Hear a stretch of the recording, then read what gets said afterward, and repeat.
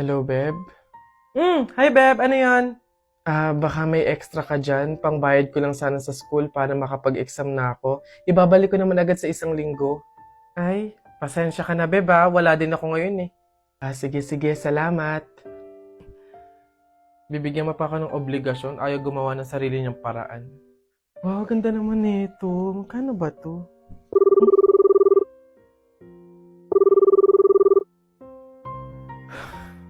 Hello, Beb.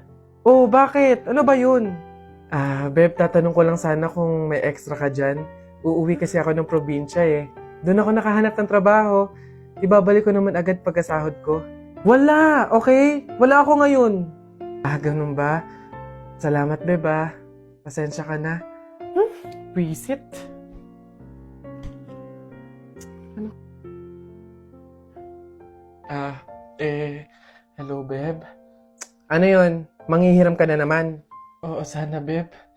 Kakapalan ko na yung mukha ko. Ihiram sa anak ko kahit magkano lang. Nandito kasi ako sa hospital ngayon eh. 1 week na akong may sakit. Pandagdag ko lang sana sa pampacheck up ko. Bakit ba lagi ka na lang sa akin lumalapit pagdating sa mga problema mo? Beb, ikaw lang kasi yung kaibigan ko eh. Oo, magkaibigan tayo pero hindi ibig sabihin nun ako sasalo ng problema mo. Wala ka bang pamilya? Doon ka na humingi ng tulong. Walang-wala kasi kami ngayon eh. Pero okay lang, Beb. Naiintindihan ko naman. Sumubok lang ako baka sakaling may extra ka dyan. Salamat, Beb, ah. Pasensya ka na.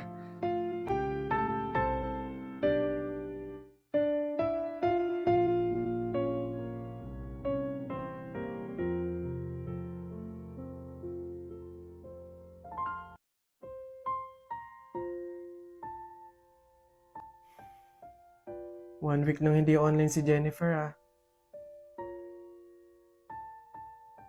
Hello, Jennifer? Hello, Iha? Oh, tita, bakit kayo pa yung sumagot? 1 week na po kasing hindi nag-online si Jennifer eh. Kakamustahin ko po sana siya. Iha, wala na si Jennifer.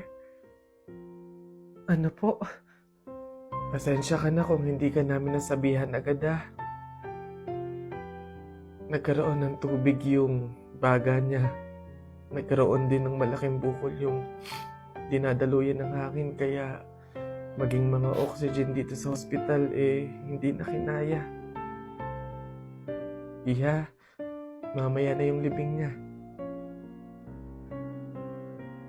Iniwan na tayo ni Jennifer.